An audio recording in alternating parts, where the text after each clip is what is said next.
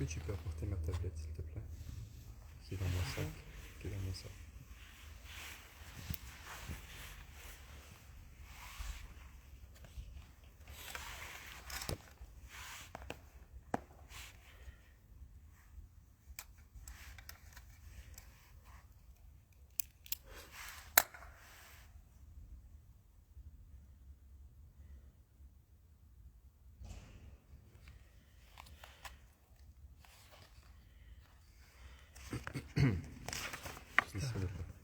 T'as arrêté?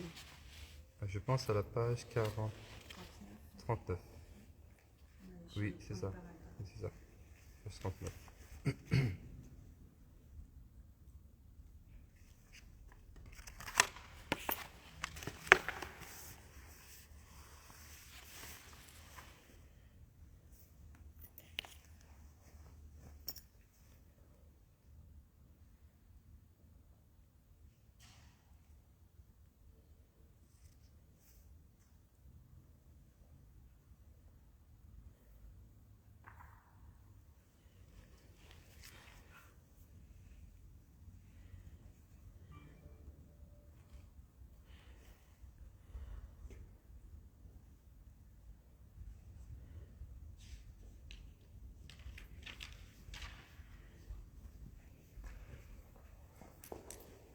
شكرا.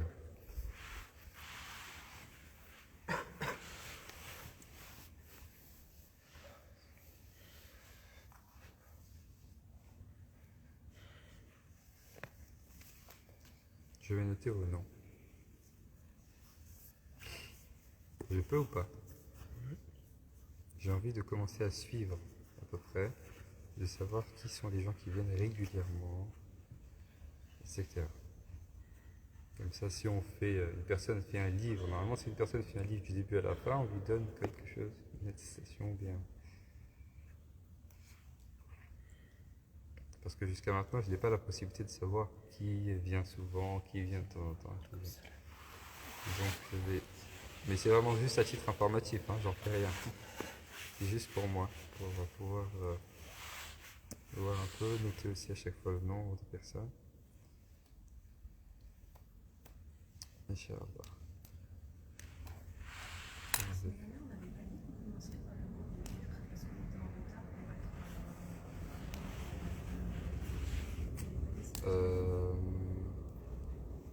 Oui, c'est vrai, normalement. On est aussi 2 heures. Mais là, comme il est déjà 10h30, on aura 1h30 et 1h30. Ouais, c'est ça. Donc on va juste... Alors, jeunesse, collège du dimanche, collège du dimanche,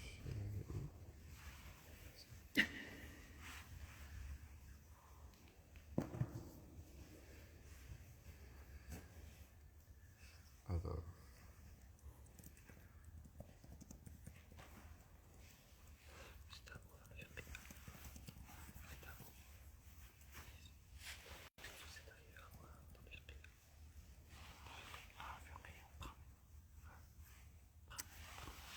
c'est quoi son nom de famille, dis-moi? L-A-A-R-A-J. A-J, Jibril, J-I-B-R-I-L. Ensuite, Barkani, non, Balou, B-A-L-O-U-L. C'est ça? Merci. Ensuite, B-E-R-K-A-N-I, c'est ça? B-A-R. B-A-R-K-A-N-I. Sofiane. Ensuite, B-A-M. B-A, c'est ça, Brahim? Bamba. Brahim, c'est ça? B-A-M-B-A. Oui, c'est ça. Ensuite, alors, le nom de famille? R-A-H. Le poète. M-O-U. Dans le fiqh, oui. Oui, oui. Je suis là. Ensuite, pardon? Ah, oui. Oui.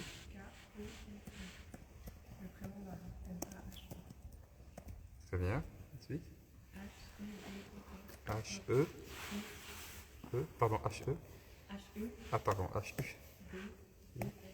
E-R. Z-O-R-A. Oui.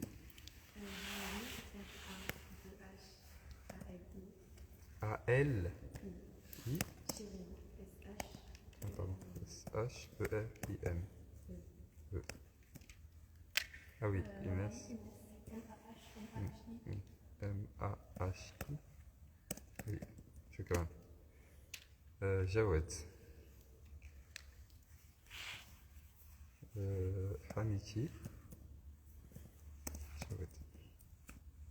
Donc ça c'est vraiment pour moi. Je vais le faire au début de chaque tour. Comme ça, bon là on a commencé déjà. On verra peut-être à la fin on relit le début pour que vous ayez fait pour que je sois sûr que c'est long et tout lu. Pour qu'on commence à avoir un petit suivi comme ça, ce serait bien. Et aussi peut-être pour quelques avantages qu'on voudrait donner à ceux qui viennent régulièrement. On verra. أعوذ بالله من الشيطان الرجيم بسم الله الرحمن الرحيم الحمد لله رب العالمين وبه نستعين والصلاة والسلام على سيدنا رسول الله وعلى آله وصحبه ومن والاه اللهم صل على سيدنا محمد وعلى آل سيدنا محمد كما صليت على سيدنا إبراهيم وعلى آل سيدنا إبراهيم وبارك على سيدنا محمد وعلى آل سيدنا محمد كما باركت على سيدنا إبراهيم وعلى آل سيدنا إبراهيم في العالمين إنك حميد مجيد وصلي على سيدنا محمد وعلى أزواجه وذرياته كما صليت على سيدنا إبراهيم وبارك على سيدنا محمد وعلى أزواجه وذرياته كما باركت على سيدنا إبراهيم في العالمين إنك حميد مجيد وصلي على سيدنا محمد كما يليق بجلاله عندك يا رب العالمين اللهم علمنا ما ينفعنا وانفعنا بما علمتنا وزدنا علما مباركا يا رب العالمين اللهم إنا نسألك العلم والإيمان والعمل اللهم إنا نسألك علما نافعا ورزقا طيبا وعملا متقبلا يا رب العالمين فلا حول لنا ولا قوة إلا بك اللهم لا سهل إلا ما جعلته سهلا وأنت يا حي يا قيوم تجعل الحزن إذا شئت سهلا فاجعله اللهم سهلا ميسرا يا رب العالمين وصلي وسلم وبارك على سيدنا محمد وعلى آله وصحبه أجمعين الحمد لله رب العالمين. Nous sommes arrêtés donc à la page 39 à laquelle l'imam al-Ghazali rahimahullah ta'ala wa radiya anhu dit ceux qui n'ont pas le livre, tu l'as là en PDF, c'est ça? Ouais. Tu peux l'envoyer dans, par exemple, le groupe des cours du dimanche. Comme ça, ceux qui ne l'ont pas, vous pourrez le suivre. Hein? Il est déjà? Oui. Je sais pas. PDF, c'est quelle page? PDF, c'est 40. 40. Ouais, 40. Oui, c'est ça. C'est ça? Oui, c'est ça. 40. Page 40 sur le PDF. Hein? Ok, il est déjà dans le groupe, hein, normalement. Le groupe de... Alors, il dit, l'imam Ghazali, rahimahullah ta'ala, wa radiya anhu. C'est bon? Vous en sortez? Tu l'as pas le livre?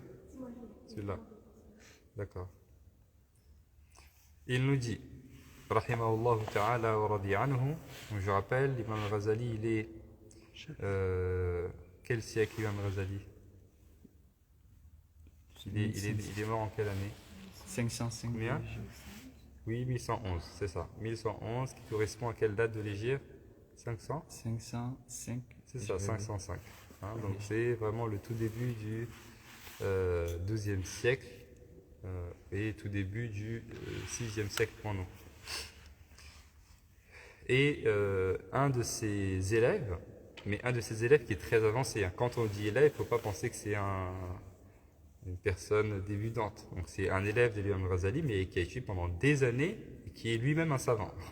Alors il s'adresse au cheikh et il lui dit « J'ai appris beaucoup de choses, plein de sciences. Maintenant je veux que tu me dises lesquelles de ces sciences-là vont m'être utiles dans ma tombe. Okay, je vais mourir, je vais me retrouver devant Allah. Je veux que tu me dises, parmi tout ce que j'ai appris, qu'est-ce qui va m'être utile dans l'au-delà ?» Pour répondre à cette question, l'imam Ghazali lui écrit cette lettre-là, dans laquelle il dit ensuite Ô mon fils, les paroles et les actes doivent être conformes à la loi divine. Car lorsque la science et les œuvres sont en contradiction avec cette dernière, elles conduisent à l'égarement. Ça, c'est une phrase que vous pouvez surligner et apprendre par cœur. L'imam Ghazali, il nous traduit ce que c'est que la véritable science, al-ilm. Hein? Mes actes et mes paroles sont en conformité avec la loi. Comment est-ce que je fais pour savoir est-ce que mes actes et mes paroles sont en conformité avec la loi? C'est la science. c'est l'ilm. Et donc, ce n'est pas uniquement la parole, mais ce sont également mes agirs, ce sont également mes actions qui sont en conformité avec Sharia. Donc, la législation divine, c'est vraiment notre balance. C'est vraiment notre balance. Et je ne peux pas vouloir parvenir à Allah subhanahu wa ta'ala sans un respect convenable, okay, à la législation divine. C'est une nécessité. Et tout ce qui va venir en contradiction de cela ne peut pas être accepté. Tout ce qui va venir en contradiction de cela ne peut pas être accepté. Bon. Quand on dit cela, attention, il ne faut pas que certaines personnes se forcent, c'est pas se forcent, mais en tout cas, essayent de faire des choses qu'elles ne peuvent pas faire. Okay? Parce que lorsque l'on parle de la nécessité de se conformer à la législation divine, au Coran et la Sunna, on parle du fait de s'y conformer pour la personne qui est en capacité. Hein? La personne qui n'est pas en capacité, on ne lui demande pas de le faire. Exemple, quand on dit le pèlerinage, parmi les 5 piliers de l'islam, il y a le pèlerinage, mais pour la personne qui en a la capacité. Capacité financière, capacité physique. À partir du moment où la personne n'a pas la capacité, on ne lui demande pas de le faire. Est-ce que c'est clair?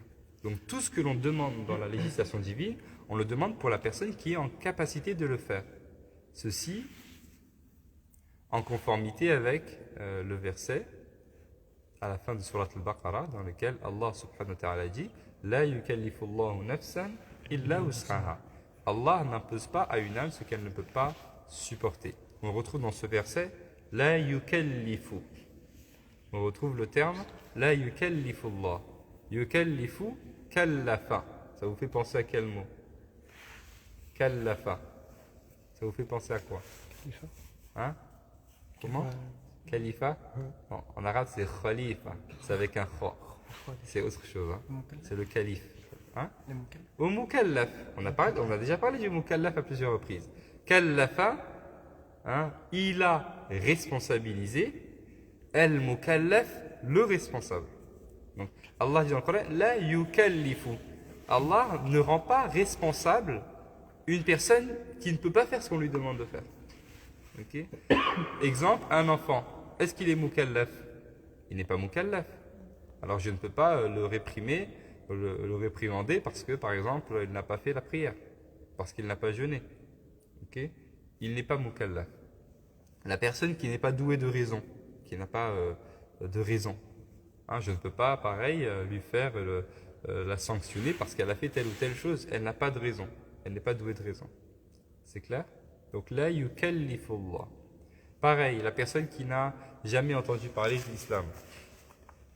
Okay. Alors, ça, il y a des détails, les savants entrent un petit peu dans le détail, ils disent qu'il y a quand même l'obligation de réfléchir pour arriver à la certitude. Voilà, mais de manière un petit peu grossière, personne n'a jamais entendu parler de l'islam, ni de près, ni de loin, ni de façon positive, ni de façon négative. C'est une personne qui peut avoir une excuse. C'est clair? Donc c'est ça un petit peu le kulfa. Donc le kulfa, la responsabilité, elle ne concerne que la personne qui est en capacité de le faire. Quand on dit par exemple, pendant la prière, quand je suis en recours, il faut que mes jambes soient tendues. Mes genoux doivent être tendus et pas pliés. Hein? La personne dit, mais j'ai mal aux jambes, comment je fais? Je ne peux pas tendre mes genoux. Ben, si tu ne peux pas le faire, on ne te demande pas de le faire. Hein? Si tu ne peux pas avoir la capacité, si tu n'as pas la capacité, alors personne ne te demande de le faire. Parce que ça ne concerne que les personnes qui sont en capacité de le faire. C'est clair? Donc la nécessité de se conformer de manière très rigoureuse à la législation divine pour les personnes qui sont en capacité de le faire. Attention, il ne faut pas non plus se dire j'arrive pas à faire une chose et c'est bon, j'ai pas besoin de le faire. Non, la personne qui est dotée de scrupules, c'est une personne qui va toujours chercher à faire la chose autant que possible tant qu'elle ne se fait pas du mal. Okay? Elle ne va pas délaisser la chose avec facilité.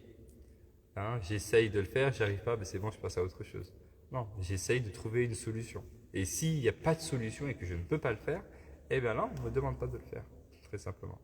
Mais voilà, en tout cas, cette phrase, elle est vraiment très importante parce qu'elle résume. Elle résume la méthodologie de Ahl-Sunnah wal Jama'a. Elle résume la méthodologie également de la personne qui veut avancer vers Allah. Il dit, ô mon fils, les paroles ce que tu dis et ce que tu écris, parce que lorsque l'on parle des paroles, on parle à la fois de ce que l'on prononce, mais tout ce que l'on écrit est considéré également comme des choses que l'on a dit, qui sont notées de la même manière par les deux anges. Il dit les paroles et les actes, tout ce que tu fais, hein, doivent être conformes à la loi divine. C'est une nécessité.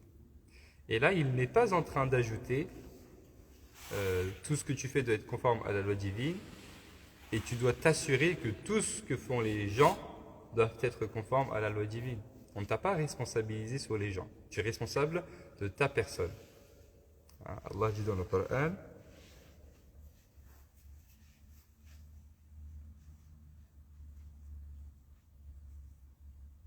qu'est-ce qu'il dit dans le Coran? On retrouve dans le Coran.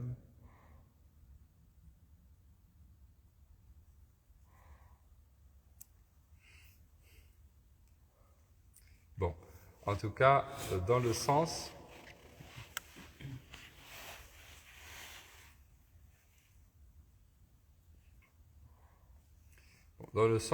aucune âme ne sera jugée à la place d'une autre. Et aucune âme n'aura la responsabilité d'une autre.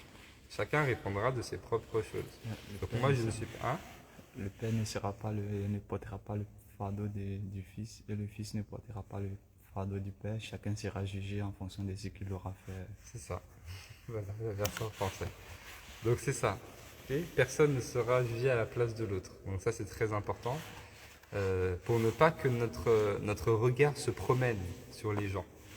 Il faut se concentrer sur soi-même. Mon regard ne se promène pas sur les gens. Parce que quand mon regard se promène sur les gens, je perds du temps, je perds de l'énergie, je perds de la foi, parce que j'ai des mauvaises pensées sur les gens. Mauvaises pensées sur les gens, ça mène au péché. Le péché fait baisser la foi. Donc c'est une perte d'énergie, c'est une perte de temps, c'est une perte de foi, c'est une perte de confiance en la communauté, parce que je vois les défauts des gens, alors j'aime pas la communauté. Alors que parmi l'amour au prophète sallam, parmi les signes de l'amour du prophète sallam, le fait d'aimer sa communauté, parce que lui il aimait sa communauté, et c'est la communauté du prophète sallam, donc j'aime cette communauté. Okay? Donc je ne regarde pas les gens, je me concentre sur moi. S'il y a des personnes qui sont sous mon autorité, je suis parent, je suis père, mère, je suis éducateur, je ne sais pas, alors je vais effectivement éduquer, veiller à ce que ces personnes qui sont sous mon autorité, sous mon aile un petit peu, aient des actes qui soient conformes, etc. Mais sinon, je ne suis pas responsable. Ça, c'est très important. Hein? Mais par contre, moi, je fais tout pour me conformer avec une rigueur sans faille. Ça, c'est vraiment très, très, très important. Okay? Et ça, j'insiste vraiment dessus parce que toutes les polémiques qu'il y a aujourd'hui sur la question du soufisme, parce que l'imam Ghazali, on dit c'est un des grands soufis, on traduit ça, nous, très simplement par la spiritualité. Hein? Et tous les débats, ils sont là-dessus, ils disent non, mais ils sont comme ça, ils font ceci, ils font cela, les soufis. Mais la règle principale, c'est celle-ci. Si je ne suis pas là-dedans, je ne suis pas dans cette spiritualité musulmane très profonde. C'est pas possible. C'est pas possible. Parce qu'on parle de islam, iman et ihsan. Hein, donc je commence par l'islam, puis j'arrive à l'iman, et ensuite j'arrive à l'ihsan. Quand je dis que le soufisme, la spiritualité, c'est l'ihsan, je ne peux pas y parvenir sans être passé au préalable par l'iman, qui est la croyance pure, le tawhid, l'unicité d'Allah, la bonne croyance, et sans être passé par l'islam, qui est la conformité extérieure. Bon, les règles, le respect strict de la sharia. C'est pas possible. Donc ça, il faut bien comprendre cela. Ce qui est en contradiction avec les règles religieuses ne fait pas partie et ne peut pas faire partie de ce que nous appelons cette spiritualité musulmane ou ce soufisme-là. Ça n'en fait pas partie. Alors quand d'autres disent oui, les soufis ils sont comme ça, ils font ceci, si ceci et cela c'est contraire à la législation divine, on ne sait pas ce que c'est. On ne sait pas ce que c'est. Vous acceptez de les appeler soufis, on ne les appelle pas soufis. Parce que pour nous, le soufisme, il commence par un respect strict des règles religieuses. Ceux qui s'engagent sur ce chemin-là, c'est ceux qui sont le plus stricts et le plus scrupuleux dans les règles religieuses. Okay. Ainsi, ils peuvent pénétrer les eaux profondes de la connaissance d'Allah, etc., etc. Donc ça, c'est très important. Ô mon fils, les paroles et les actes doivent être conformes à la loi divine, car lorsque la science et les œuvres sont en contradiction avec cette dernière, elles conduisent à l'égarement. Ça, c'est très important. Et ça rentre un petit peu dans tous les pans de ma vie.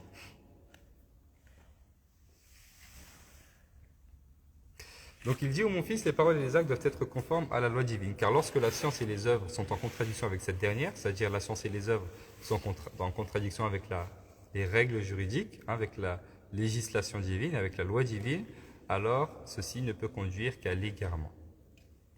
Il nous dit ainsi, il ne faut pas te laisser séduire par les allocutions théopathiques, et par les vagissements des soufis, car parcourir leur voie signifie lutter, supprimer ses appétits, anéantir ses passions au moyen du glaive des exercices spirituels et non se laisser émouvoir ou séduire par leurs extravagances.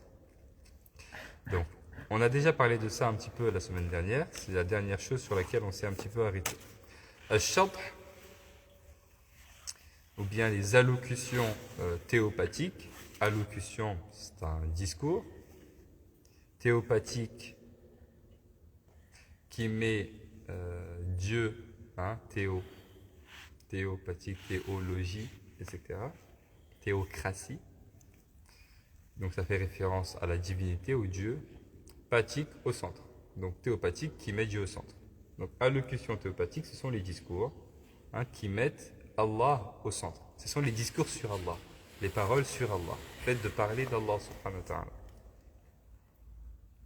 Et donc ne te laisse pas séduire par cela et par les vagissements des soufis. Ce sont, alors si on va vraiment dans la langue, c'est les vagissements, ce sont juste des bruits, des cris qui sont émis, etc. D'une part, donc il y a ça. Et puis il y a d'autre part des récits qui sont racontés. Alors là, on parle de récits un petit peu sans fondement, un petit peu étranges, extraordinaires, etc. Il nous dit, attention, ne te laisse pas séduire par cela. À quoi est-ce que ça correspond? Qu'est-ce que c'est que le shatr?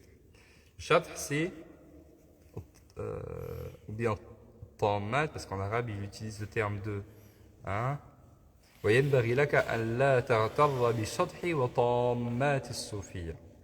Tammat, dans le tammat, on retrouve effectivement ces shatr, ces allocutions théopathiques, et on retrouve également un certain nombre de choses qui sont le fruit d'états spirituels.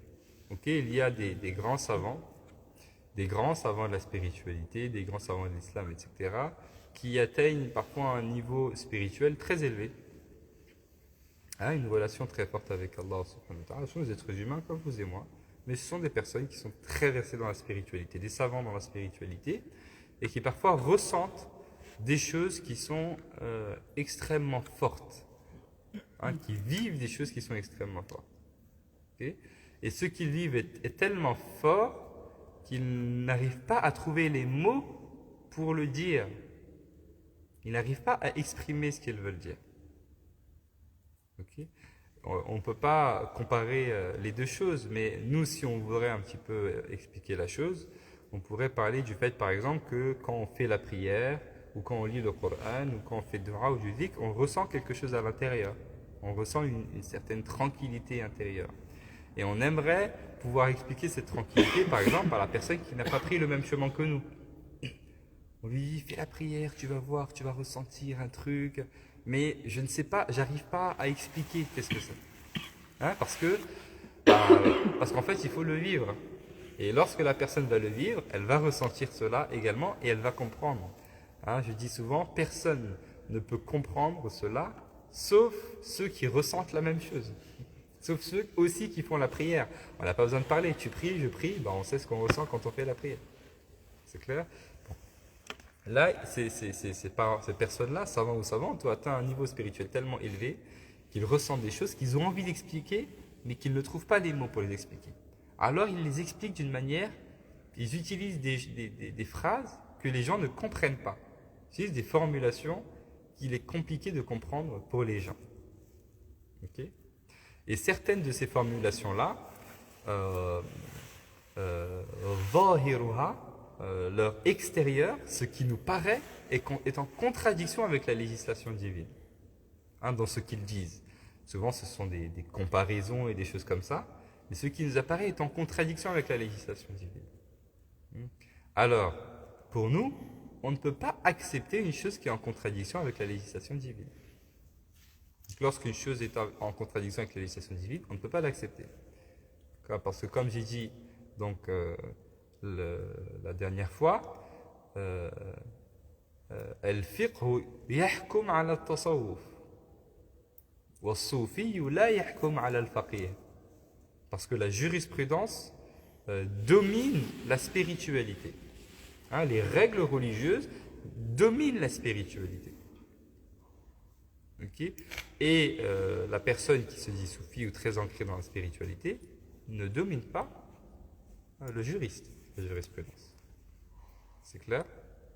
Donc, c'est pourquoi on dit toujours il faut en même temps apprendre les sciences extérieures, le fiqh, la jurisprudence, et en même temps les sciences de la spiritualité. Il faut les deux. De manière à ce que ma foi augmente, j'ai une spiritualité très forte, mais en même temps, j'apprends ma religion, j'ai la science, j'ai les ilms. Donc je sais comment j'utilise cette spiritualité, qu'est-ce que je peux faire et qu'est-ce que je ne peux pas faire. Alors si je n'ai pas la science, j'ai la spiritualité, je veux faire plein de choses et je fais n'importe quoi. Parce que je n'ai pas la science. Ok? Et l'inverse est aussi vrai. Donc, ils disent parfois des choses qui sont extérieurement en contradiction avec effectivement la charia, avec la législation divine. Et ça, on ne peut pas l'accepter. On ne peut pas l'accepter quand bien même on nous dirait ce serait des miracles ou des choses comme ça dans la spiritualité. Non, les miracles, le miracle, c'est la constance. Le miracle, c'est la constance. Le miracle, c'est de faire des bonnes actions et d'être constant dans ces bonnes actions, tout le temps. C'est ça le miracle. Il ne faut pas attendre un autre miracle. Je lis le Coran et j'avance dans la religion et j'espère qu'un jour Allah me fasse marcher sur l'eau, par exemple. Ou bien qu'Allah me donne le pouvoir, je sais pas, je fais ça et les gens sont guéris. Qu'est-ce que tu attends? Tu attends des miracles? Allah, est-ce qu'Allah est capable de ça? Oui, Allah est capable, bien sûr. Mais il ne faut pas que tu attendes cela. Allah a donné des miracles à des personnes. Mais ces miracles-là, on ne construit rien dessus. Absolument rien. C'est juste une chose qu'Allah leur envoie pour leur dire « Ok, vous êtes sur la bonne voie, continuez. » C'est tout. Rien de plus que cela. Okay?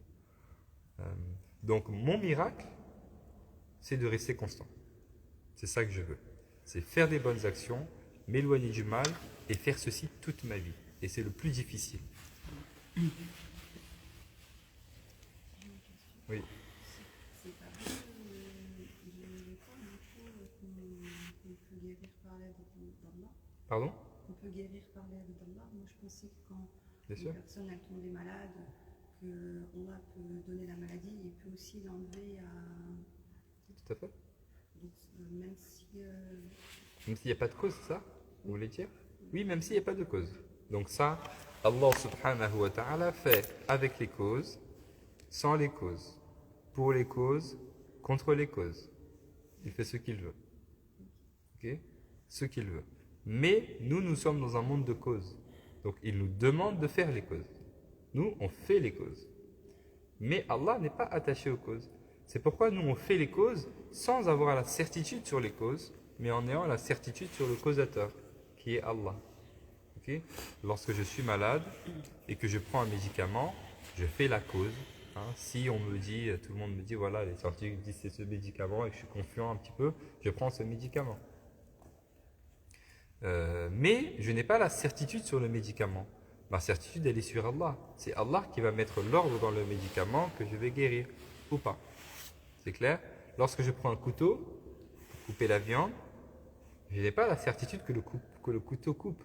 Vous allez dire que je suis fou. Le couteau, il ne coupe pas.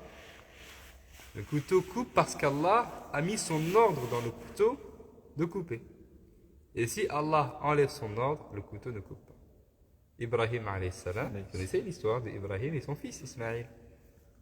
Hein? Le fameux sacrifice. Est-ce que le couteau a coupé? Il n'a pas coupé. Allah a enlevé son ordre du couteau de couper. Donc Allah fait ce qu'il veut. Donc le musulman, il vit dans ce monde, il fait les causes, mais son cœur est accroché à Allah. Rien ne peut se faire dans ce monde sans qu'Allah ne le veuille. Hein, ça c'est très important. Donc on fait les causes, mais on n'a pas la certitude sur les causes, mais sur Allah. C'est toute l'épreuve de ce monde. Hein, c'est très important. Et ce discours-là de la spiritualité, ou bien du tasawwuf qui est en conformité, du soufisme qui est en conformité avec la législation divine, celui qui a le plus porté cela, c'est l'imam Al-Junayd, rahimahullah ta'ala wa radi anhu, qui est mentionné dans l'introduction de Ibn Ashir. Il dit fi aqd al-Ash'ari wa fi Malik wa fi tariqati Al-Junayd. Hein? Fi tariqati Junayd al-Salik. C'est lui Al-Junayd. C'est pourquoi on l'appelle imam al-tariqa ou bien imam al-ta'ifa. Hein? C'est lui un petit peu qui a le plus explicité et diffusé cela. Le fait qu'il ne peut pas y avoir de contradiction entre la spiritualité profonde et la législation divine. Parce que la balance, c'est la législation divine. Ok, on a trois pôles qui se suivent. Le premier, c'est la science. Ok, j'ai science. Ensuite, j'ai une flèche qui m'amène à action. Et puis une autre flèche qui m'amène à état spirituel. Ok, science, action, état spirituel. J'apprends. Ensuite, je mets en pratique action. Okay. Et dans cette pratique-là, j'ai un état spirituel. Je vis quelque chose. Je ressens quelque chose. Véritablement. Est-ce que vous me suivez? La science que je mets en application et qui me pousse à voir, qui me fait vivre quelque chose. Effectivement, mais pour que ceci soit accepté, il y a des conditions. La science m'amène forcément à la vérité. C'est la science avec sincérité. C'est pourquoi on dit ilmun bihaq, avec véridicité. Cette science, sa condition, c'est qu'elle soit véridique et qu'elle soit sincère. C'est la véritable science. Voilà. Celle-ci, elle va m'amener aux actions. Action, la condition, c'est la sincérité. Si cette action est véritablement sincère, alors ça va m'amener à un état spirituel. Mais la condition pour que cet état soit effectivement accepté, c'est le fait qu'il soit suivi d'actes, véritablement. Un état spirituel qui est suivi d'actes et qui est conforme à la législation divine. Hein, je ne peux pas dire oui, j'ai appris, j'ai mis en pratique, j'ai un état spirituel, j'ai atteint un niveau très haut de ma spiritualité, par exemple, j'ai plus besoin de faire la prière. Ah d'accord, je fais plus la prière. Okay. Ça n'existe pas, ça. Okay. Voilà, la personne qui, à partir du moment où on sort du cadre de la législation divine, ça s'appelle plus un état spirituel, c'est autre chose. Hein? Pourquoi? Parce que l'état spirituel, hop, on revient à la balance. L'état spirituel, on revient au premier pôle, la science. Ok, on va peser cet état spirituel sur la science. Ok, c'est accepté, c'est accepté. C'est pas accepté, c'est pas accepté. Donc c'est ça. Science, action, état spirituel. Hein, science avec vérité, action avec sincérité et état spirituel avec véracité aussi. C'est sharia, législation divine, haqiqa, tariqa, méthodologie pour y parvenir, et haqiqa, la réalisation spirituelle. Et pour autant, ces savants-là qui ont un petit peu eu ces paroles-là, éventuellement, dont ce que l'on voit de l'extérieur est en contradiction avec la législation divine, on leur pardonne, parce qu'ils sont dans un autre état, cet état spirituel justement. Ils ressentent quelque chose, ils veulent l'exprimer, mais ils n'arrivent pas, donc ils disent cela. Donc, ma'adour, c'est une chose qui leur est pardonnée, et comment dire, on ne se rapproche pas de cela, okay, on se détourne un petit peu de cela, très simplement. Est-ce que c'est clair? Est-ce que ce point-là est clair? Il est très important. Ensuite, ces gens qui sont un petit peu ancrés dans la spiritualité, ils ont effectivement des spécificités dans la jurisprudence et même dans la croyance. Ce n'est pas véritablement, à proprement dit, une école, un rite particulier dans la jurisprudence, mais ils ont des spécificités. Leur première spécificité, c'est le fait de redoubler de scrupules. C'est la première chose. Al-wara. Yataharrawna al-wara. Redouter de scrupules, plus que les autres. Pourquoi? Parce qu'ils sont très ancrés dans la spiritualité. Donc ils ne se basent pas uniquement que du nécessaire. Ok? Oui, je dois par exemple manger de la main droite et dire Bismillah avant de manger et manger des choses halal. Ok, ça c'est la règle pour le musulman lambda. Ok? Mais eux, ils ne vont pas se limiter là. J'ai pas le droit de manger debout, j'ai pas le droit de manger devant les gens, j'ai pas le droit de manger n'importe quoi, j'ai pas le droit de manger beaucoup, etc. etc. Ok, ils s'ajoutent un petit peu des choses. Ok, je dois faire les prières 5 fois par jour. C'est bien de faire aussi les prières surrogatoires avant la prière obligatoire et après la prière obligatoire. Ok, eux, ils vont pas se limiter à ça. Ils vont ajouter des prières surrogatoires, ils vont prier la nuit, etc. etc. Okay. Lorsqu'il y a une chose qui est déconseillée, mais qui n'est pas interdite, ils vont la considérer comme interdite. Les musulmans vont dire c'est déconseillé. Ils vont dire c'est interdit. Je ne me rapproche pas de ça. C'est clair? Parce que ça ne me rapproche pas d'Allah et j'ai pas de temps à perdre. C'est clair? Donc ils redoublent un petit peu de scrupules. Et la seconde chose, c'est c'est ce qu'on appelle la prise en considération du khilaf. La prise en considération de la divergence. Mura'atul khilaf. La prise en considération de la divergence, c'est-à-dire que lorsqu'il y a une divergence sur un point, ils vont appliquer la chose de manière à sortir de toutes les divergences. Okay. Et ça, il y a beaucoup d'exemples, comme la basmala. Le fait de réciter la basmala, par exemple, dans les prières obligatoires. On sait que dans certains rites, c'est une obligation, dans le rite maliki, c'est déconseillé. Okay. Donc eux, ils vont tout faire pour sortir un petit peu de ces divergences. Ça, c'est deux spécificités qu'ils ont. Voilà, je ne vais pas m'attarder plus en tout cas là-dessus. Ce qui m'importe, c'est que vous ayez bien compris le fait que les paroles et les actes doivent absolument être conformes à la législation divine. Sinon, ça ne peut pas être accepté. Okay? Si ce sont des choses qui sont dites qui ne sont pas visiblement en conformité avec la charia, mais que ça vient, de savants un petit peu dans cette spiritualité, qui sont connus aussi pour leur science, etc., on leur pardonne, parce qu'ils les ont dit dans des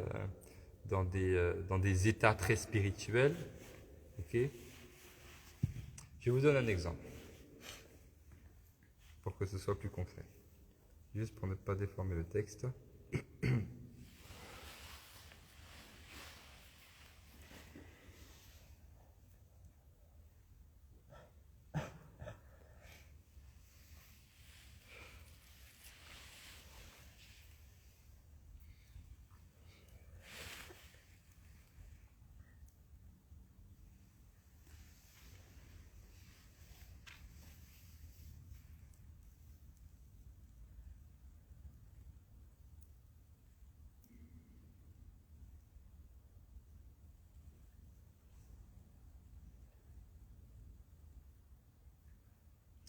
Exemple d'un de ces textes qui peuvent être, qui sont problématiques un petit peu donc au premier abord. Al-Hallaj, qui a dit, rahimahullah ta'ala wa radi anhu, Al-Hallaj qui est décédé au Xe siècle, 4e siècle de l'Hégire, à Bagdad. Il dit, à un moment donné, Ana al-haq, lorsqu'il a un état spirituel. Il dit Ana al-haq. Ça veut dire quoi, Ana al-haq? La vérité. Je suis la vérité. Qu'est-ce qu'on peut comprendre par ça? Je suis. C'est qui la vérité? C'est Allah. Oh là, qu'est-ce qu'il dit celui-là? Vous comprenez ou pas? Je suis Dieu. Alors, ça, sur le point de vue de la législation divine, on ne peut pas accepter cela. C'est clair? On n'accepte pas cela. Lui, il vit un état spirituel très profond. Qu'est-ce qu'il dit? Qu'est-ce qu'il veut faire comprendre à travers ça qu'il n'arrive pas à exprimer? Ce qu'il dit, que c'est vrai ce qu'il raconte, en fait, la parole qu'il est en train de dire. Il part peut-être juste sur le fait de ce qu'il est en train de dire, que c'est vrai. C'est plus spirituel que ça. Parce que là, on est vraiment dans le domaine de la spiritualité. Il vit un état spirituel. C'est qu'il est convaincu au fond de lui que c'est quelque chose qui est vrai. Voilà. Ce qui veut dire, c'est très simplement La ilaha Illallah. hein, kullu man alayha fan wa yabqa. Rien n'est sauf Allah. Il n'y a rien sauf Allah. Nous ne sommes pas. Il n'y a que Allah. Et sans Allah, nous ne sommes pas. Sans Allah, je ne suis pas. Sans Allah, rien n'est. Donc, il n'y a que Allah. Mais comment il exprime ça? Il dit Anadha. Ok? Parce qu'il n'a pas. Est-ce que vous comprenez? C'est juste un exemple. Voilà, il y a beaucoup d'autres exemples. Oui. Une partie de phrase qui est dite parmi peut-être son Tout ce qu'il a à l'intérieur. voilà, C'est ça. parce que si maintenant il devait peut-être réunir peut-être tout le contexte, qu'est-ce qu'il a Et tout à fait. l'interprétation serait différente. En fait, tous les textes de Hallaj, ce texte explique cela. Hein, lorsqu'on regarde un petit peu ce qu'il dit, comment il a vécu, etc., on trouve la vérité de cela. Okay? Mais extérieurement, comme ça pose problème. C'est juste ça. C'est pourquoi les savants ils disent, lorsqu'on a par exemple un savant qui va dire quelque chose comme ça, on va regarder dans ses productions. C'est un savant qui a de la science, qui est connu par ses positions, etc. Et bien on va les interpréter de cette manière-là, très simplement. Hein? Mais nous aussi, dans la vie de tous les jours, on peut être confronté à ça. Ça peut être des histoires, pas forcément en étant en acte de spiritualité profonde. Oui. Si Dans d'autres domaines. Très simplement un petit passage d'une personne, et finalement en racontant quelque chose, ça pourrait être interprété différemment. Tout à fait. C'est vrai. Des quiproquos. Voilà. On est tout à fait d'accord. Donc vous avez compris à peu près. Vous voyez, quand on fait le parallèle, de quoi est-ce qu'il s'agit? Voilà, donc il nous dit ne perds pas ton temps dans cela. Ok, d'une part. Donc c'est ça un petit peu les allocutions théopathiques. Donc théopathie, vous avez compris qu'il merde là au centre, c'est ça, on parle, c'est au sujet d'Allah subhanahu wa ta'ala. Et l'évagissement des soufis. Donc après, c'est toutes des choses qui ont été un petit peu adoptées à droite et à gauche, qui ne font pas partie de la spiritualité. Ok, mais qui sont considérés, certains, comme des réactions. Ok, des réactions. Mais réactions qui peuvent nous faire oublier un petit peu ce que c'est réellement que ce chemin-là. Ce chemin-là, ce n'est pas des réactions, comment dire, extérieures, explicites, parfois forcées, parfois du semblant. Ok, ce sont des choses qui sont très reprochées aussi. Des choses forcées, des choses du semblant, beaucoup de, comment on dit, beaucoup d'artifices, ok, qui est problématique, alors que la réalité du chemin, qu'est-ce que c'est? Il dit, car parcourir leur voie, c'est quoi? Lutter contre soi-même, supprimer ses appétits, anéantir quoi? Un nafs, ses passions, au moyen du glaive des exercices spirituels. C'est quoi les exercices spirituels? La prière, jeûner, okay? Faire du dhikr, faire des sadaqat, donner de son argent. C'est ça les exercices spirituels. C'est comme ça que j'éduque mon âme. J'aime l'argent, je ne veux pas donner, j'ai peur de la pauvreté, je donne en sadaqa. Allah dit dans le Coran, Ash-shaytanu ya'idukumul faqr. Shaytan vous fait peur avec la pauvreté. Il dit attention, la pauvreté, regarde, elle est juste devant toi. Tu vas devenir pauvre, tu vas vivre dehors, tu vas. Ya'idukumul faqr, il vous fait peur avec la pauvreté. Donne, fils sabilillah, donne. Ok. Exercice spirituel avec le jeûne. S'habituer à jeûner et à priver un petit peu son nafs des passions et de ce qu'il aime. Exercice spirituel en priant, en s'efforçant de prier, faisant des prières surrogatoires, etc., etc. C'est ça la réalité du chemin. Ce n'est pas autre chose. Okay? Toutes les choses qui sont à côté de ça, on ne peut pas dire que c'est intrinsèque au cheminement. C'est d'autres choses. Okay? C'est pourquoi, savants ils disent toujours, il y a certaines tariqas qui sont plus proches de la sunna que d'autres. Là, qui sont restés sur ces éléments vraiment fondamentaux, de base, clairs, limpides, okay? Et d'autres qui ont ajouté un certain nombre d'éléments. En cela, il y a des tariqas qui sont plus ou moins proches de la sunna.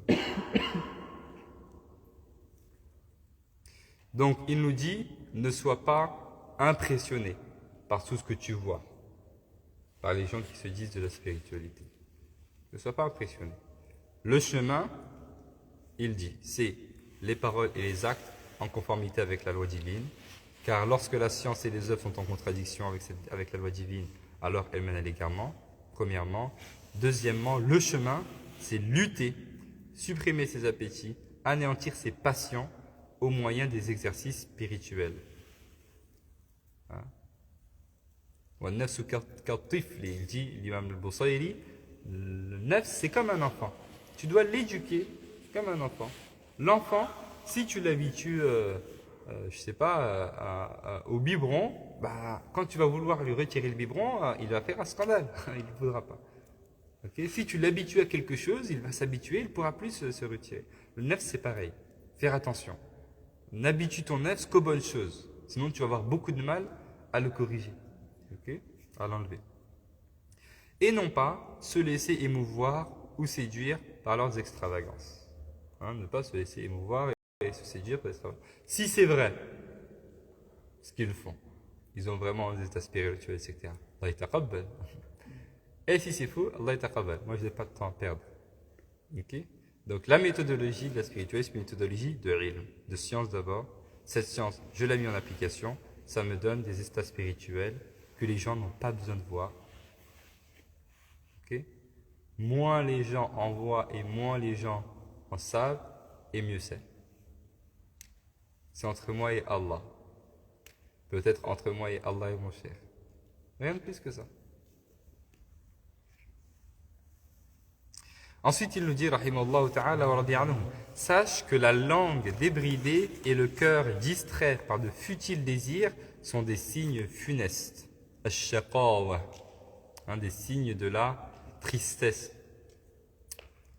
De la tristesse. Si tu ne luttes pas sérieusement et sincèrement pour anéantir les appétits de l'âme, ton cœur ne sera pas vivifié par les lumières de la connaissance. Bien évidemment, le paradis a été entouré par les désagréments et l'enfer a été entouré par les passions. Suivre mes passions m'amène à faire des péchés. Les péchés rendent le cœur ténébreux. Et la lumière d'Allah ne se mélange pas aux ténèbres.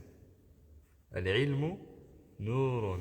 هذا العلم نور ونور الله لا يعطى لعاصٍ ونور الله لا يتخلط أيضا مع المعاصي ولا يتخلط مع الظلمات. Cette science C'est de la lumière. Et cette lumière, elle ne peut pas se mélanger aux ténèbres.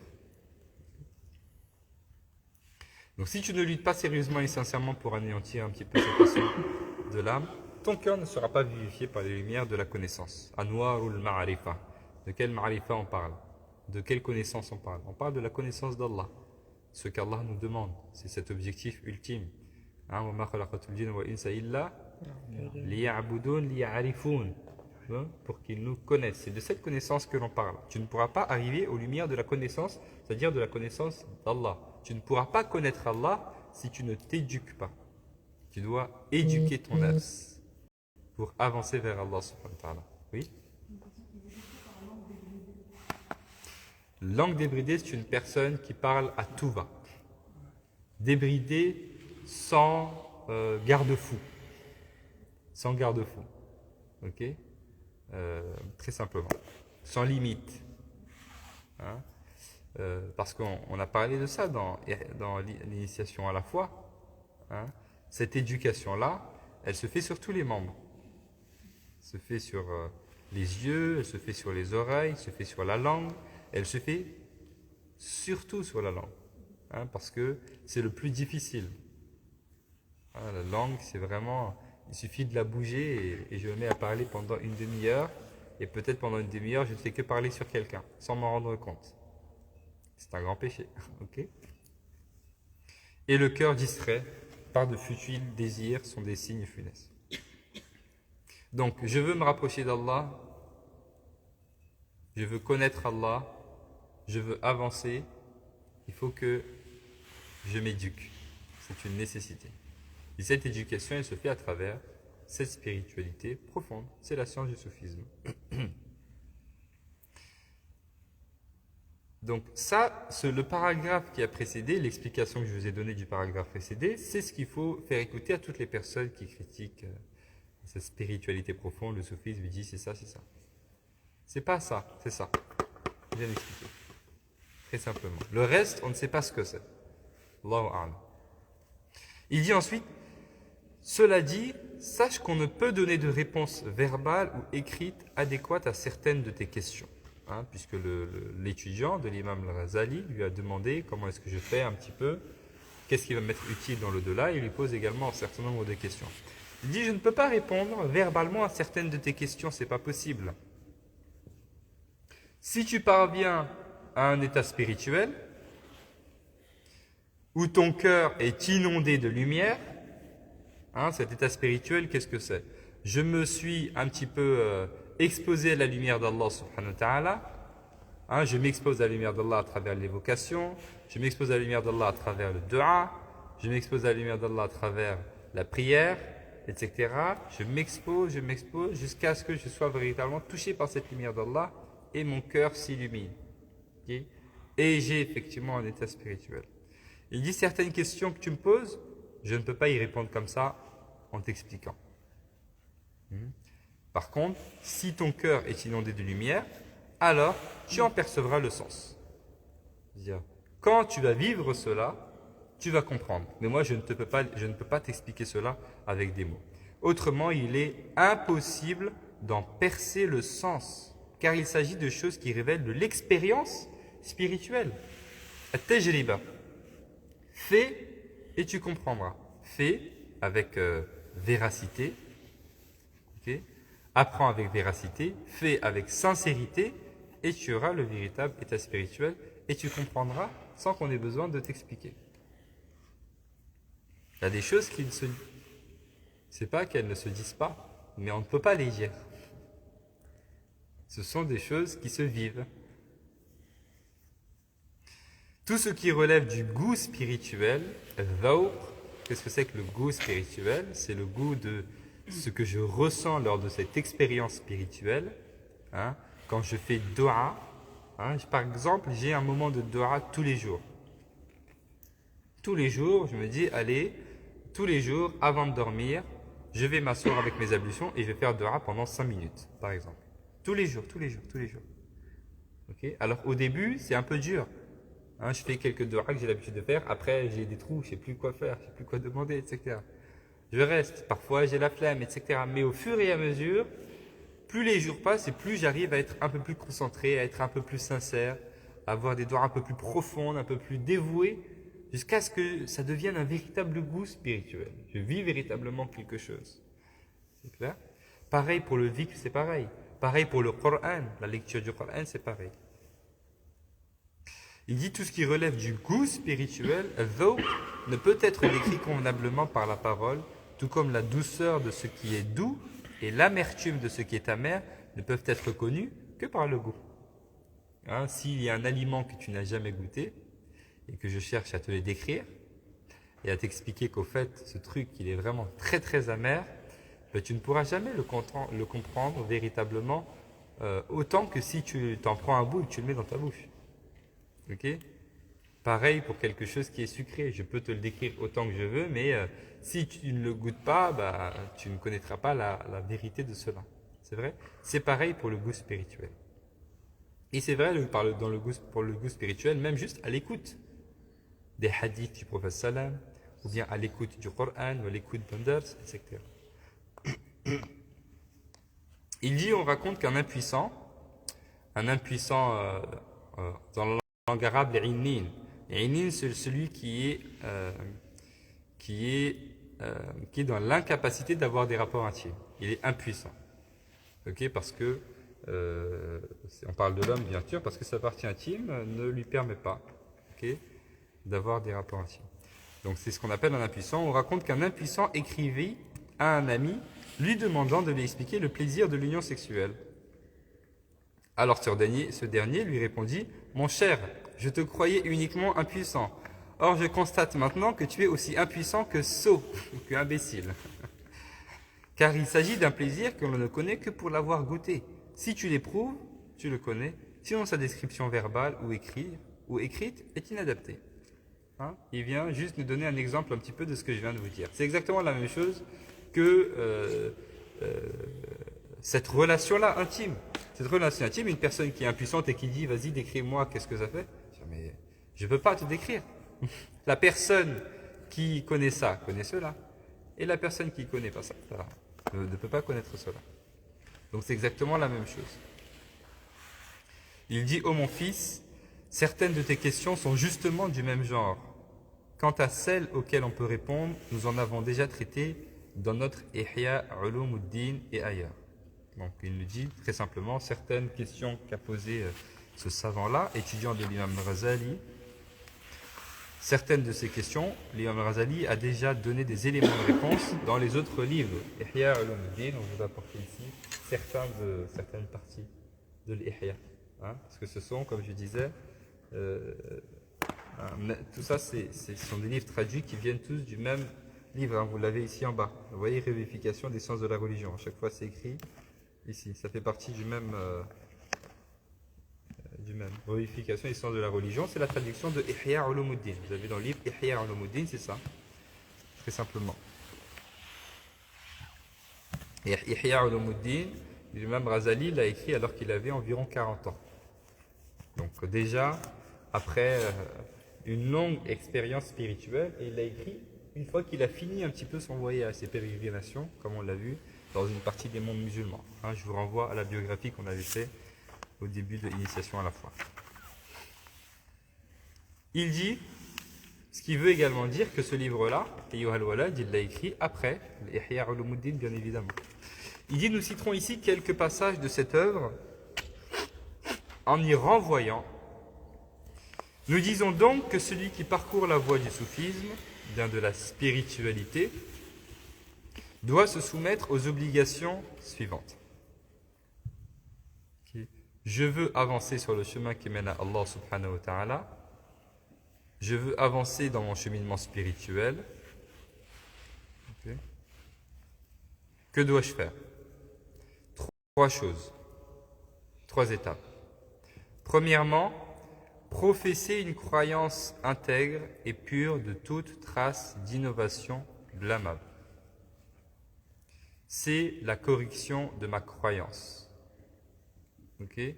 Le fait d'arriver à une croyance saine, à une croyance pure, au tawhid exclusif. Allah dit dans le Coran, Bismillahirrahmanirrahim. Qul huwa Allahu ahad, Allahu samad, lam yalid wa lam yulad, wa lam yakul lahu kufuwan ahad. Al-Ikhlas. Comment il s'appelle cette sourate? Al-Ikhlas. Ça veut dire quoi l'ikhlas? L'ikhlas, c'est. L'ikhlas, c'est. Hein?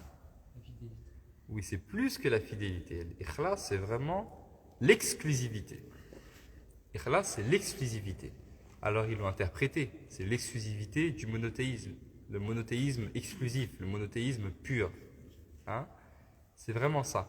Et c'est à ça que tu dois arriver. C'est ça la toute première chose. Tu veux prendre le chemin qui mène à Allah, tu veux t'engager dans la spiritualité ou dans ce soufisme-là profond. Première chose, une aqidah saine. C'est quoi la aqidah saine? C'est la aqidah de Ahl Sunnah wal Jama'a. La aqidah du sunnisme. La aqidah qui nous a été transmise du prophète sallam. La aqidah des compagnons et des salaf salih, les pieux prédécesseurs des premiers siècles. Et de tous les grands imams qui sont venus après cela. C'est là-dedans que l'on sent. Pourquoi on fait cette dua toujours? Allahumma inna ala i'tiqadi Sayyidina Muhammadin sallallahu alayhi wa sallam fi dhatika wa sifatika wa kulli ma ja'a anka fi haqqik wa ala i'tiqadi Sayyidina Muhammadin sallallahu alayhi wa sallam fi dhatihi wa sifatihi wa kulli ma ja'a anhu fi haqqik وعلى اعتقاد أوليائك في أوليائك اللهم أحينا على ذلك متنا على ذلك واحشرنا على ذلك واقبل منا ذلك. Dis oh Allah, nous sommes sur la croyance du prophète sallallahu alayhi wa sallam en ce qui te concerne toi, en ce qui concerne tes qualités et en ce qui concerne tout ce qui nous a été rapporté de lui sur toi. Et nous sommes sur la croyance du prophète sallam, sur sa personne, sur ses caractéristiques et sur tout ce qui a été rapporté par lui sur lui-même. Et nous sommes sur la croyance des saints sur les saints. Bon. Et Allah, fais-nous vivre sur ça, fais-nous mourir sur ça, fais-nous ressusciter sur ça et accepte de nous cela. Donc c'est de cette croyance-là que l'on parle.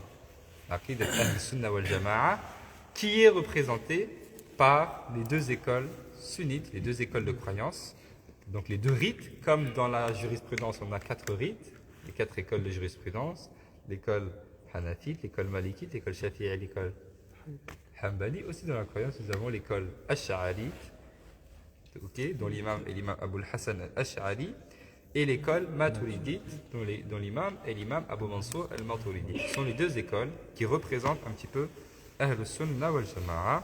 Certains ajoutent à cela une troisième école qu'on appelle Ahl al-Hadith. C'est par cela qu'est représenté un petit peu Ahl Sunnah wal Jama'a. Alors après, en fonction des appréciations, en fonction de quel livre on va ajouter plus ou moins. Parfois vous allez retrouver juste l'Ash'a'ira au pluriel, et ils mettent tout le monde dedans.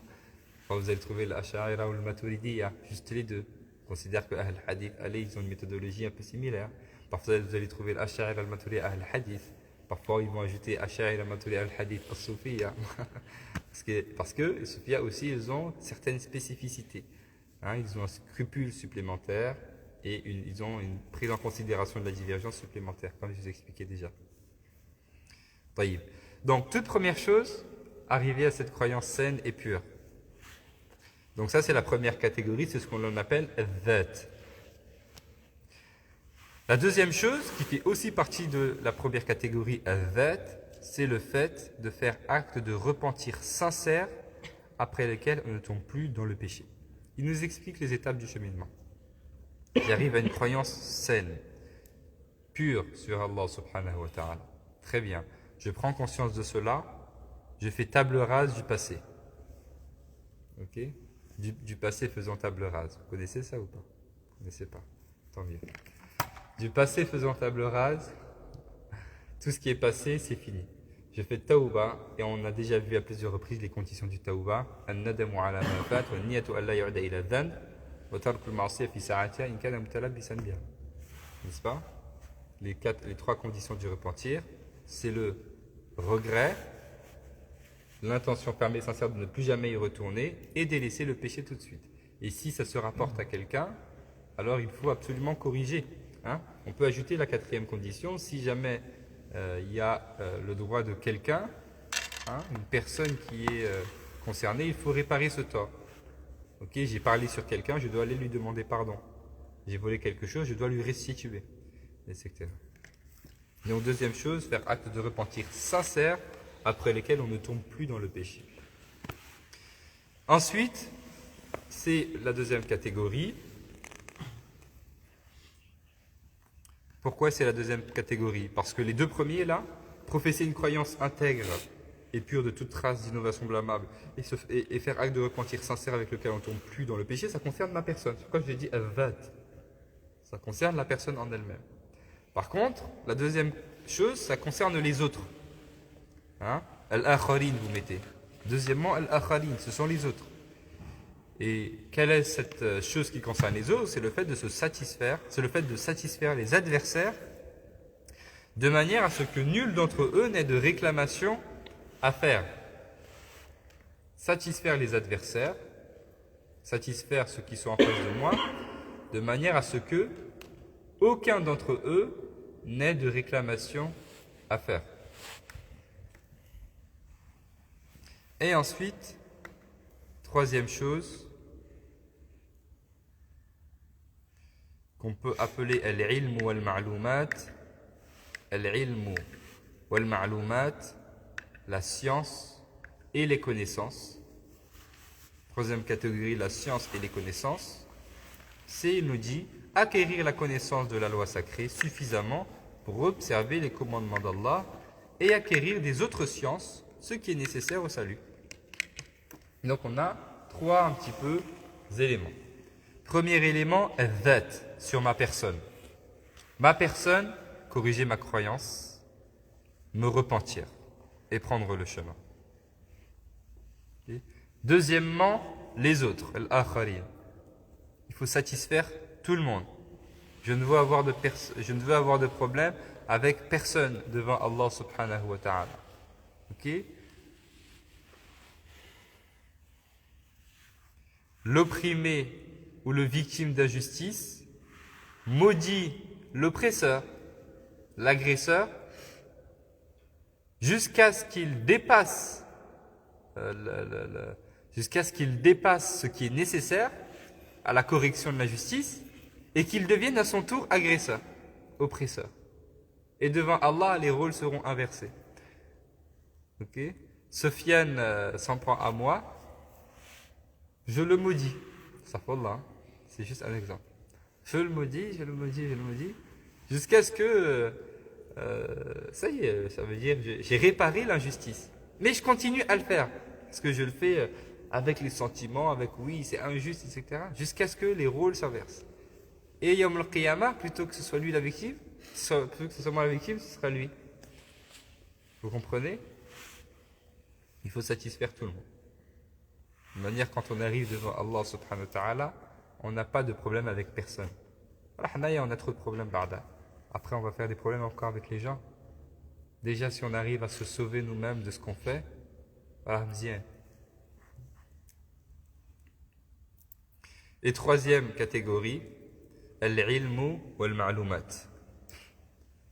Donc, première chose, on a dit la croyance. Je corrige ma croyance, je me repens. Deuxième chose, je satisfais tout le monde, y compris mes adversaires, qu'il n'ait plus rien à dire, plus rien à me demander. Ok? Et ensuite, j'apprends. J'apprends pour savoir comment adorer Allah subhanahu wa ta'ala. J'apprends ce qui est nécessaire pour observer les commandements d'Allah. Donc ça, c'est une obligation. Apprendre comment faire mes obligations. Une fois que j'ai appris comment faire mes obligations, après, je peux apprendre des autres sciences, ce qui m'est nécessaire sur le chemin qui mène à Allah. Ce qui m'est nécessaire. Allahumma inni a'udhu bika min ilmin la yanfa'. Le prophète sallam disait, Allah, je te demande protection contre une science qui ne m'est pas utile. Donc j'apprends des autres sciences qui ne sont pas obligatoires, ce qui m'est utile. Ce qui m'est utile, ça veut dire dans le delà. sur mon chemin qui va mener à Allah dans la tombe. Oui. Quand on dit l'obligation d'apprendre ce qui est obligatoire, on parle des 5 piliers de l'islam ou encore Pas que les 5 piliers, on parle de toutes les obligations individuelles. Toutes les obligations individuelles. C'est clair?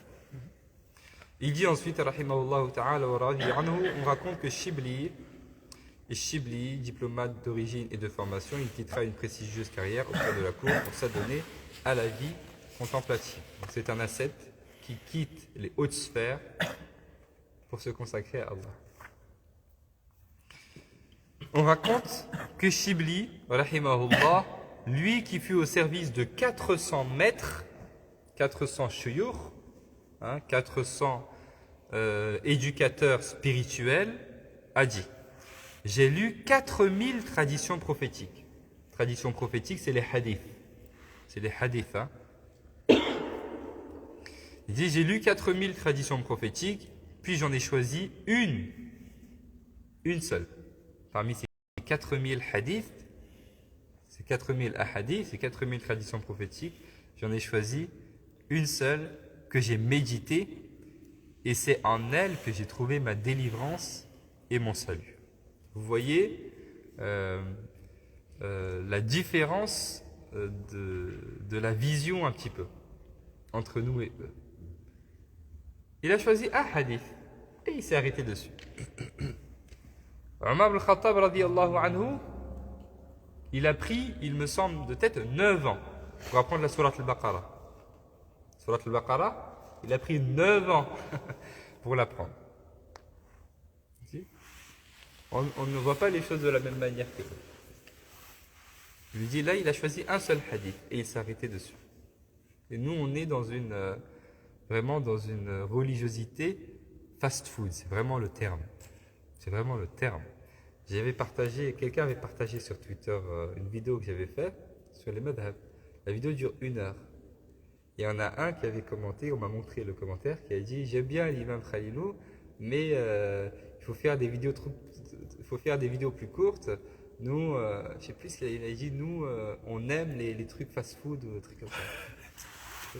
En fait, c'était pour me dire, c'est très bien, mais faites des vidéos de 1 minute maximum.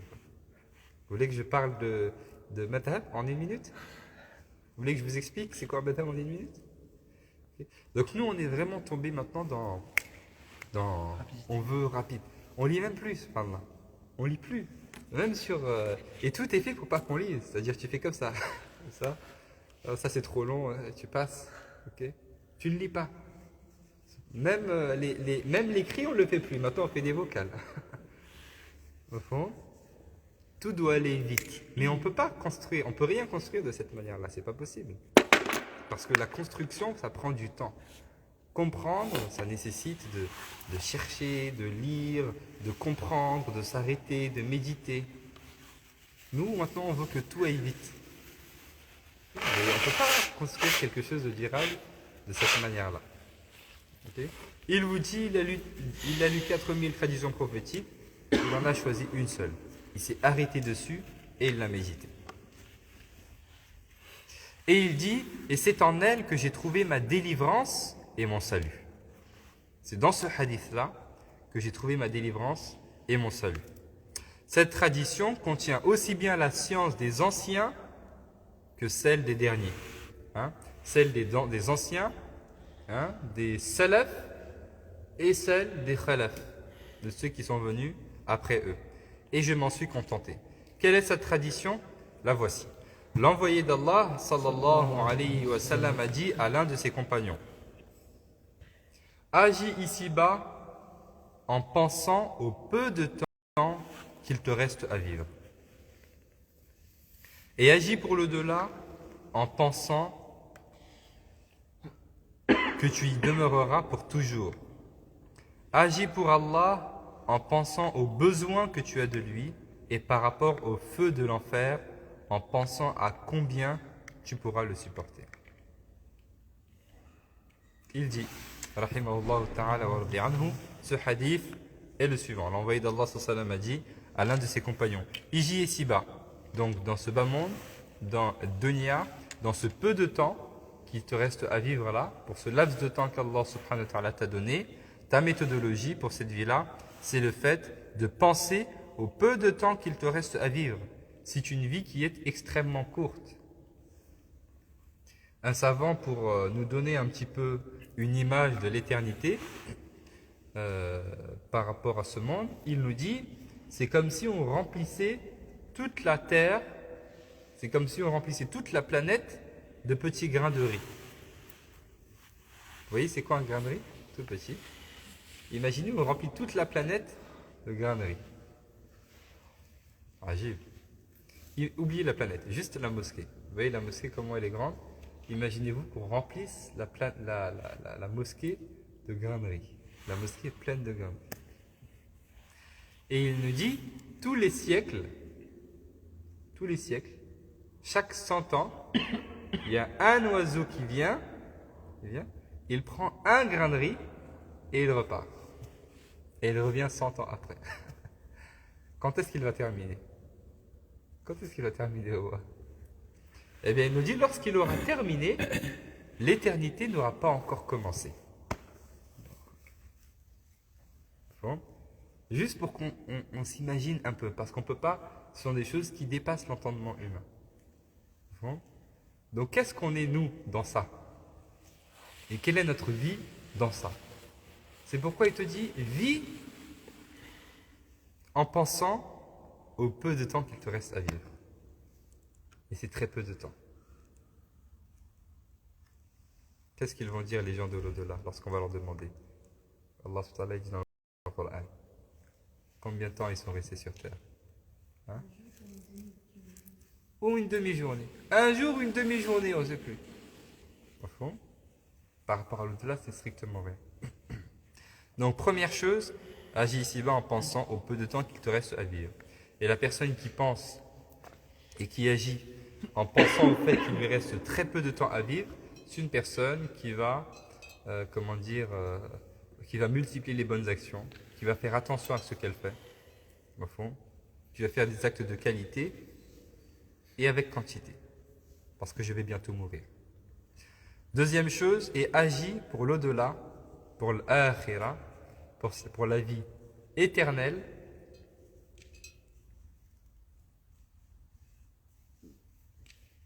en pensant que tu y demeureras pour toujours. Ce que tu construis dans l'au-delà, construis-le en ayant présent à l'esprit qu'au fait là, ce que tu es en train de construire, c'est ta demeure pour l'éternité. Okay? Lorsqu'un voyageur, vous faites de la randonnée ou pas? Si je fais de la randonnée. Lorsque je vais en randonnée, okay, j'ai une tente avec moi, etc. Et que je m'installe pour, par exemple, une nuit. Comment est-ce que je m'installe? Je commence à construire une maison. Je ne vais pas construire une maison. Je vais rester une nuit. Je mets ma tente, je cherche un endroit à peu près propre, et puis je vais mettre ma tente, et puis c'est pas grave. Je vais dormir quelques heures, et puis je m'en vais. C'est vite fait. Je suis de passage. Okay?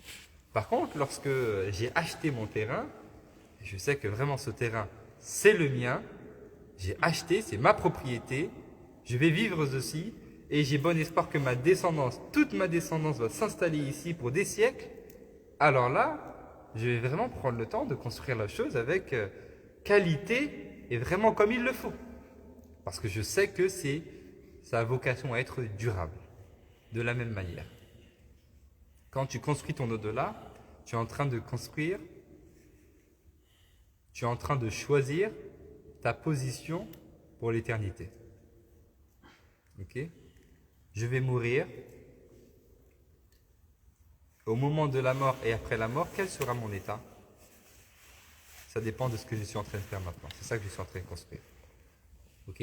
On entend parler du paradis, de l'enfer, des châtiments de la tombe, de l'état des gens dans l'au-delà, de la proximité avec Allah ou le fait de ne pas être proche avec Allah, du fait de rencontrer le prophète sallallahu alayhi wa sallam, de boire de la paume des mains du prophète sallallahu alayhi wa sallam.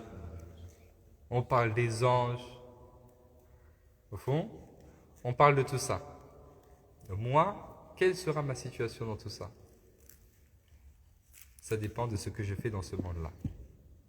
Est-ce que j'œuvre comme il le faut? Je vais voir les résultats de cela pour l'éternité. Est-ce que je ne fais pas assez? Et on ne fait pas assez dans tous les cas. Qu'Allah nous pardonne et qu'Allah nous fasse miséricorde. Il dit ensuite, agis pour Allah en pensant aux besoins que tu as de lui. Okay. Et nous on a parlé tout à l'heure de cela. Kullu man 'alayha fan wa yabqa la ilaha. C'est la traduction de ça. Il n'y a rien d'autre dans ce monde. Allah kull ma siwa Allahi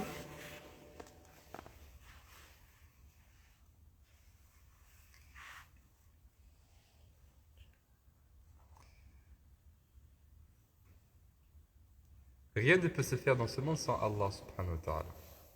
Tout dépend d'Allah et Allah ne dépend de rien. Au fond, il dit agis en pensant à Allah subhanahu wa ta'ala, en pensant que rien ne peut se faire dans ce monde sans Allah subhanahu wa ta'ala. Quel est ton besoin d'Allah et quel est le monde?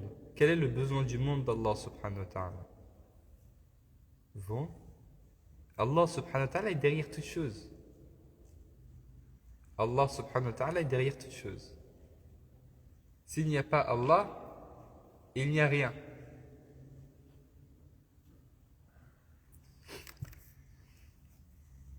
Et donc, quand tu agis, pense à cela.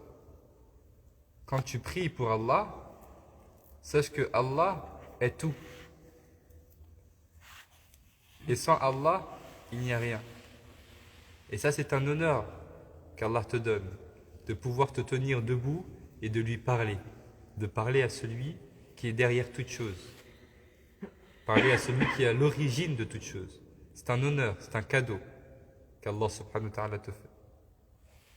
Lorsque tu agis pour Allah, agis en sachant quelle est l'importance d'Allah et qu'il est à l'origine de toute chose. Lorsque tu fais une sadaqa, tu l'as fait pour Allah. Pense aux besoins qu'on a pour Allah, aux besoins que tu as d'Allah subhanahu wa ta'ala. Lorsque tu lis le Coran, pareil. Lorsque tu fais ton dhikr, pareil. Lorsque tu fais tes du'as, pareil. Il dit, agis pour Allah en pensant aux besoins que tu as de lui et par rapport au feu de l'enfer en pensant à combien tu pourras le supporter. Agis par rapport à l'enfer, agis par rapport à l'enfer, à ta protection de l'enfer, en fonction de comment tu peux le supporter. Est-ce qu'on arrive à supporter si je sors de la mosquée, là, et je vois un chat en feu, en train de brûler, devant mes yeux. Et il brûle jusque la dernière. Est-ce que je peux supporter voir ça? On peut supporter voir ça? Beaucoup ne peuvent même pas supporter voir ça. Même entendre, imagine le bruit qu'il fait le chat. Même entendre, je ne peux pas supporter. Okay? Alors, imaginez un être humain. Imaginez des êtres humains.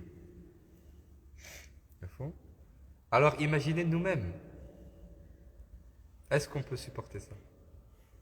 Au fond. Donc, il dit, agis par rapport à l'enfer en fonction de comment est-ce que tu peux le supporter. Est-ce qu'on peut supporter ça? On ne peut pas supporter ça, alors il faut nous préparer. Okay?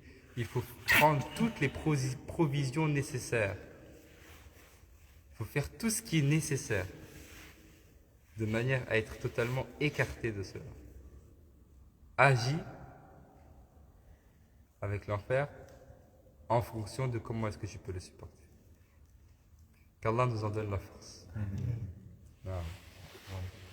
Ça me fois aussi vous donner un peu l'image, comme vous dites, c'est par rapport pour comprendre à quel point on ne peut pas être léger face au péché. Il faut absolument essayer de s'en préserver, qu'Allah nous permet.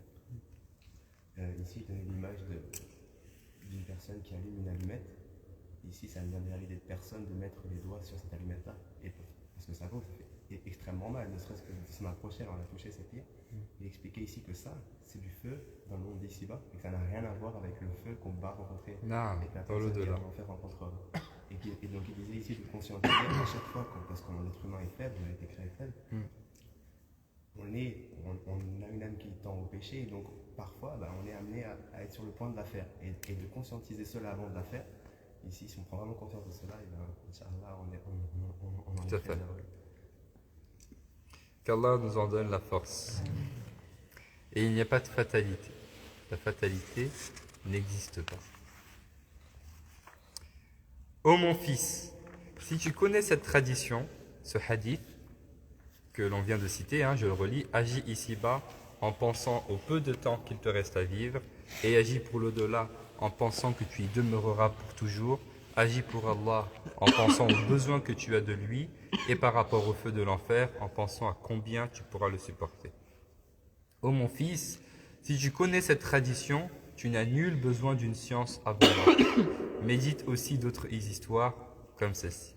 Si tu connais cette tradition-là, ce hadith du prophète sallam, que tu médites là-dessus véritablement comme il le faut, tu n'as pas besoin de beaucoup de science, ça devrait te suffire.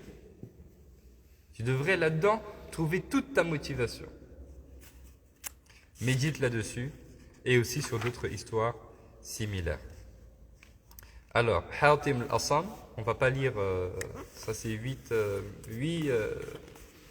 conseils ou bien 8 constatations. J'avais fait un live là-dessus l'année dernière, vous pouvez regarder sur Instagram, un live où j'avais parlé justement de ces 8 conseils-là qu'on va lire de Hatim al-Assam.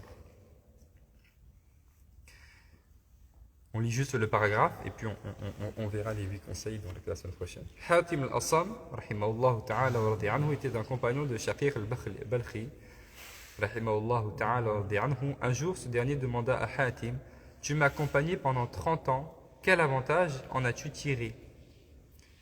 Hatim répondit, « J'en ai retiré 8 avantages qui me suffisent et grâce auxquels j'espère la délivrance et le salut. » Quels sont donc ces avantages lui demanda Shaqiq. Hatim répondit alors. On va s'arrêter là, Inch'Allah. Et on s'arrêtera sur ces 8 éléments, Inch'Allah, la semaine prochaine.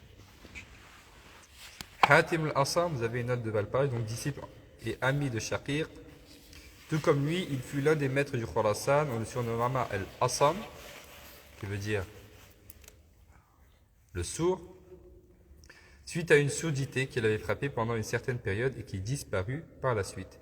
Et Shaqiq al-Balkhi, l'un des grands maîtres du Khurasan, il mourut en martyr lors de la guerre en 194, 809. Ce fut le premier maître à parler de l'abandon confiant en Allah.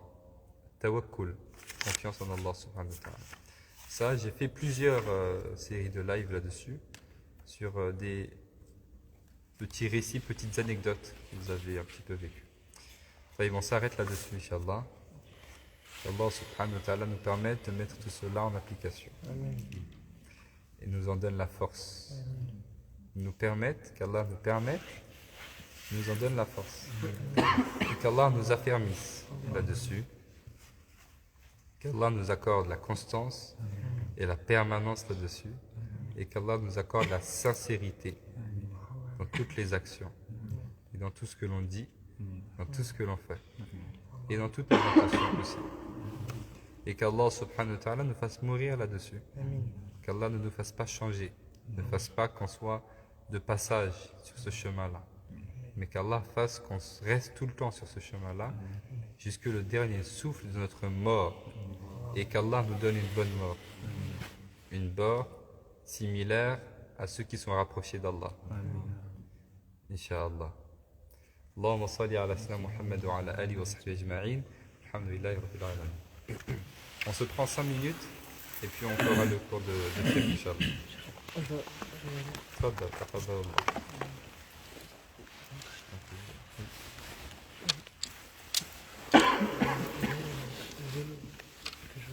Oui, il m'intéresse.